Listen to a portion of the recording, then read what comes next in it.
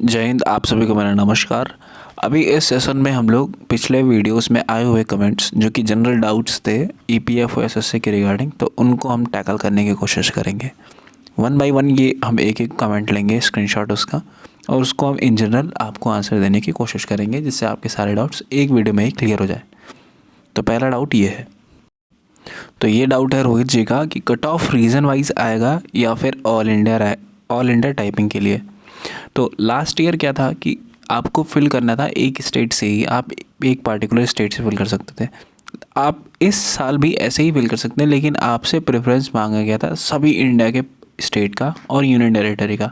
इसका मतलब कि आपको किसी भी स्टेट में पोस्टिंग दी जा सकती है जब आप उस स्टेट का कट ऑफ क्लियर करें। हालांकि वो आपके प्रेफरेंस के हिसाब से मिलेगा। अगर आप अपने प्रेफरेंस के स्टेट की कट ऑफ क्लियर करते हैं तो आपको उस स्टेट में ही पोस्टिंग मिलेगी। अगर वैसा नहीं होता है तो आप जो सेकंड, थर्ड, फोर्थ, फिफ्थ जिस स्टेट की भी कट ऑफ क्लियर कर सकते हैं वहाँ आपको पोस्टिंग मिलेगी, और इस हिसाब से आपकी ज्वाइनिंग होगी। और टाइपिंग के लिए भी इसी तरीके से बुलाया जाएगा।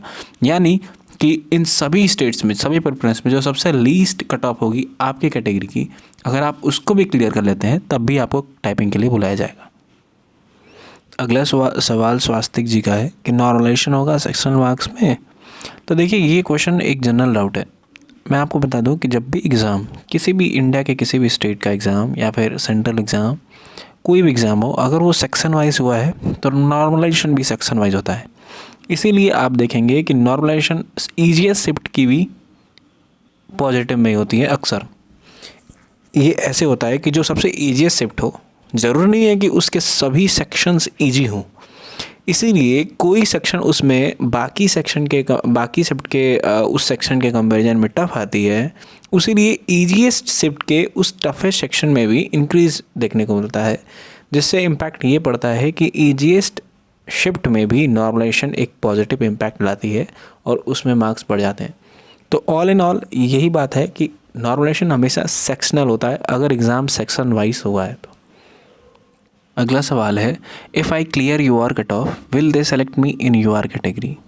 Actually what happens that in vertical category reservation, if a candidate from reserved category clears all the criteria of the unreserved category, then he or she shall be entitled to be selected in unreserved category. So ये ऐसा है कि आप unreserved category में आ जाएंगे अगर आपका वो सारा क्राइटेरिया क्लियर हो जाता है जो अनरिजर्व के लिए रखा गया है। मेरा 433 है EWS category, will I be considered in UR category? Yes. अगर आप यूआर कैटेगरी की सारी ख्वाहिशों को पूरी कर लेते हैं तो आप ज़रूर यूआर कैटेगरी से ही सिलेक्टेड होंगे और ईडब्ल्यूएस में वो सीट बच जाएगी। हालांकि यूआर की एक सीट कम हो जाएगी। अगला सवाल है सूरज जी का कि ईपीएफओ एसएससी में वेटिंग लिस्ट रहेगी क्या? तो अभी तक नोटिफिकेशन में ऐसा कुछ मेंशन नहीं है, तो अभी तक तो ऐसा नहीं लग रहा है कि वेटिंग लिस्ट रहेगी ईपीएफओ में। तो मान के ये चलिए कि इसमें वेटिंग लिस्ट नहीं है, सिर्फ उतने ही कैंडिडेट सेलेक्टेड होंगे जितने की सीट्स हैं। नेक्स्ट क्वेश्चन है कि मैंने ऑब्जेक्शन नहीं लगाया, जो रॉन्ग क्वेश्चन दिया था उनको उसका, तो क्या मुझे मार्क्स मिलेगा उसका? तो जी बिल्कुल, अगर आपके शिफ्ट में किसी ने भी उस क्वेश्चन को ऑब्जेक्ट कर दिया है और अगर वो गिल्टी पा जाता है, अगर एनटीए पाती है कि उसने वाकई में कोई गलती कर दी है, तो मार्क्स उस शिफ्ट में सभी कैंडिडेट्स को मिलता है। अगर ऑप्शन मिसमैच होता है, अगर ऑप्शन मान लीजिए कि बी ऑप्शन सही है और एनटी ने थर्ड को क्लेम करा है, अगर बाद में ऑब्जेक्शन लगाया जाता है तो अगर जिस बच्चों ने उस शिफ्ट में सेकंड ऑप्शन लगाया है सिर्फ उसी को मार्क्स मिलेंगे। यानी उसको ऑप्शंस रीशफलिंग बोलते हैं। अगर आप ऑप्शन सही लगाते हैं तभी आपको उस केस में मार्क्स मिलेंगे।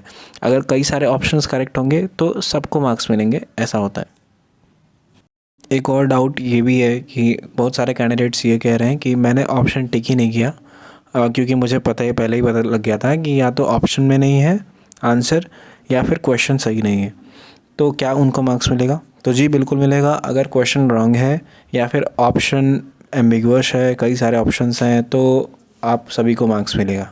ऐसा होता है। ऐसा नहीं है कि आप अटेम्प्ट करेंगे तभी मार्क्स मिलेगा, नहीं करेंगे तभी मिलेगा।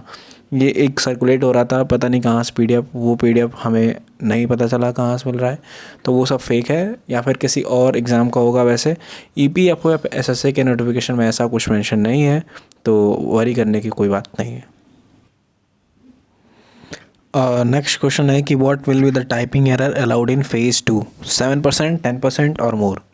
तो देखिए अभी राजकुमार जी, अभी ऐसा कुछ भी मेंशन नहीं है एनटीए की तरफ से, ना ही ईपीएफओ की तरफ से। लास्ट ईयर क्या था कि रिस्ट्रिक्टेड मोड में था, यानी कि आप रॉन्ग टाइप करके आगे बढ़ ही नहीं सकते थे। तो मे बी ये रिस्ट्रिक्टेड इस बार भी हो, लेकिन ये कोई कंफर्म न्यूज़ नहीं है, तो इसका वेट ही कर सकते हैं हम लोग। ऐसा कोई आइडिया लगाना जल्दबाजी होगा, तो कुछ भी हो सकता है। आप तैयारी करिए, अच्छे से तैयारी करिए टाइपिंग में। बिल्कुल कोशिश करिए कि 100% एक्यूरेसी हो। आराम से ही टाइप करके शुरुआत करिए। अभी टाइम काफ़ी अच्छा खासा लगेगा हमारे हिसाब से, और लगना ही चाहिए, क्योंकि अभी एक सुप्रीम कोर्ट वाला एग्ज़ाम आपने देखा था, जूनियर एसोसिएट वाला, तो उसमें बहुत टाइम लगा था, लगभग 6-7 महीना लग गया था टाइपिंग के डेट आने में। तो ज़रूरी नहीं कि सारे एग्ज़ाम्स का 1 महीने में हो जाए, तो आराम से आप टाइपिंग करते रहिए। तो ये सवाल थे जो कि इन जनरल बहुत लोगों को परेशान कर रहे थे, और इनको एक बार में ही हैंडल करना ज़रूरी था। हालांकि मैंने सबको लगभग पर्सनली रिप्लाई कर दिया है, लेकिन फिर भी इन सब क्वेश्चन को एज अ होल कंसिडर करना बहुत ज़रूरी है। और अगर आपको कोई और क्वेश्चन लगता हो, कोई और डाउट लगता हो, तो ज़रूर आप कमेंट करिए।